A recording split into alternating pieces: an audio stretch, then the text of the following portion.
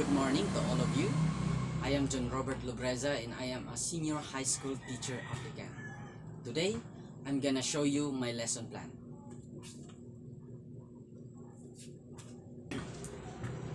Now, I will start my demo teaching and social science. Good morning, class. How are you today? That's right. Now, let me check your attendance first. Okay, secretary, who is absent today? That's right. So no one is absent. Now, before we start with our discussion, let me remind you our classroom rules. First, please arrange your chair and sit properly. Number 2, if I am speaking, so you have to listen. Alright. Okay. For you to understand what will be our topic for today, so I have some picture to show so that you have a hint of what is our topic for today. The first picture is, yes, Job. Alright, a games. Number 2 pictures. Yes, Abby.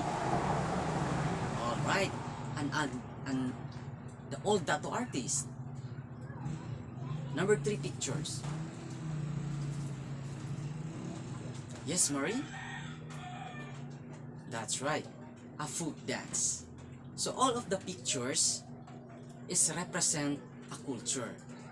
And that is our topic for today. So our topic is changes of culture and society. Now, for your own opinion, what is culture? Yes? Gilbert? That's right, it's about traditions. Marie? It's about customs. That's right. So all of your answer is correct. Because culture, it is the total nomenclature of the thoughts, customs, traditions, and beliefs of a society. But what is society? Okay, a society is a large group of people who live together in an organized way. So they are the one to making decisions about how to do things and sharing the work that needs to be done. So that is a society. Now, let's talk about the 7 characteristics of a culture. The first one is, culture is a social because it is the product of behavior. What does it mean? Yes, Joe. Yes, thank you. Yes, Yuan. Yes, thank you. You know, class, the idea that the culture exists in isolation is not true. Because, as we all know, that culture is a product of society. Meaning, that a culture develops through what? Yes, Abby. Through social interaction. That means that no one can acquire culture without association with the others. Right? Now, let's move on to number 2. Culture varies from society to society. Now, what does it mean? Yes, Marie. That's right. No, there is a different culture. Yes, meaning to say that in every society has its own unique culture. And it differs from the other society. And take note, class, that the elements of a culture like customs, traditions, beliefs, moral values, they are not constant. Why? Because it's changing over the years. Now, let's move on to number 3. Culture is shared. Okay.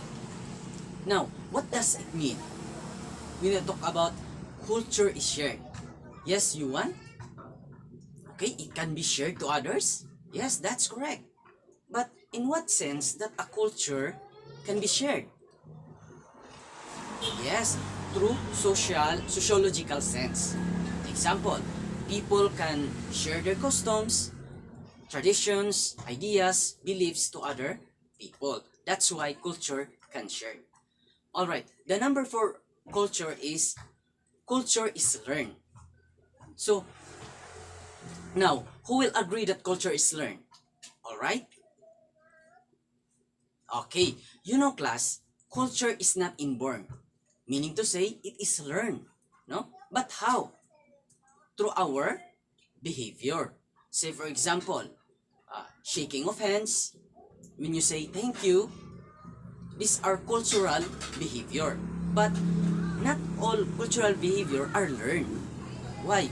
Because most of these can be learned. Example, combing hair, telling jokes, criticizing someone in the politics like government, and going to movies. These are all constitute behaviors that needs to be learned. All right. Now let's move on to number 5. Culture is transmitted among members to society. So how is that possible? Through what? Through language.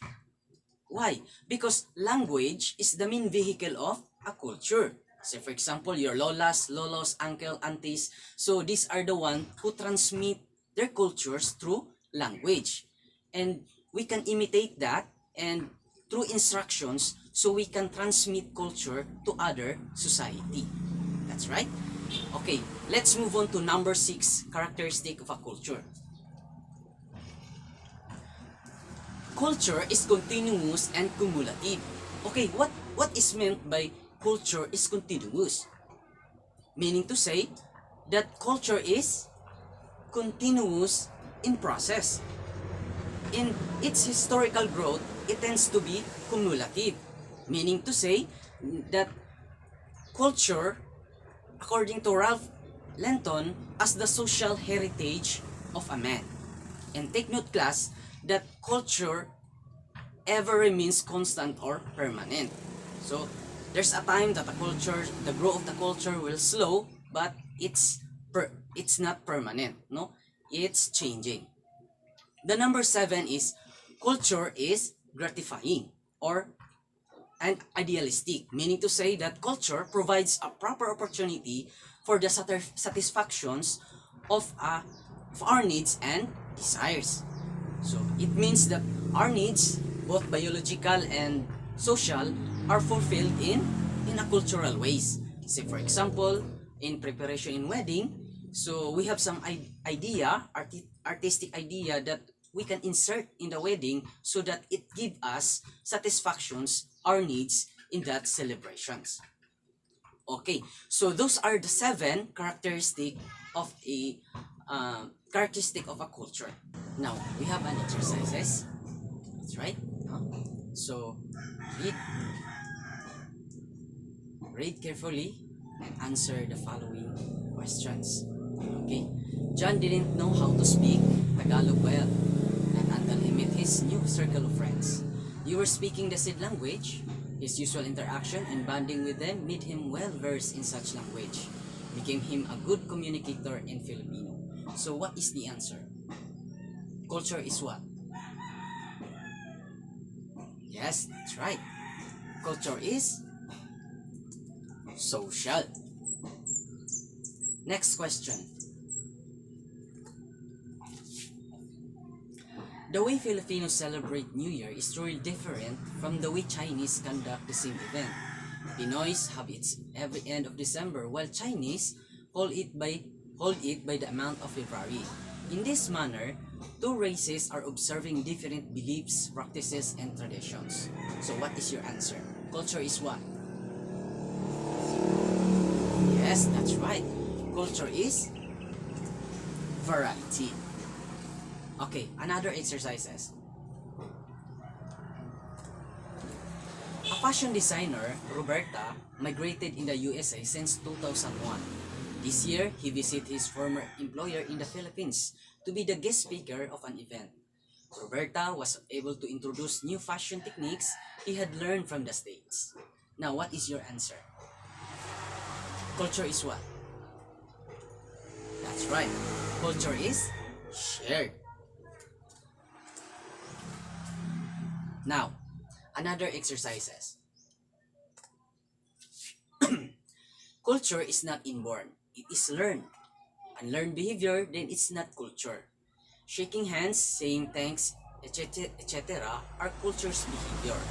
Not all behaviors are learned, but most of these can be combing hair, standing in line, telling jokes, criticizing the president, and going to movies, all constitute behaviors that needs to be learned. Now, what is your answer? Culture is what? That's right. Culture is learn. Okay. Now, another exercises. Anselmo is a proud grandfather to his 12 grandchildren. He often shared his childhood experiences with them, including stories during the old times. He also demonstrated Filipino values such as saying po and opo, pagmamano, and etc. All these traits were being transferred to and practiced by his grandchildren. Now, what is your answer? That's right, no? That culture is transmitted. So, okay. Another exercises. Miss Isabella owned a famous restaurant in their own hometown. Its bestsellers were the unique recipes of bulalo and kare-kare. According to her, their family managed to run the business despite all the challenges. In fact, she inherited the business from her great-grandmother. Now, what is your answer? That's right. Culture is continuous.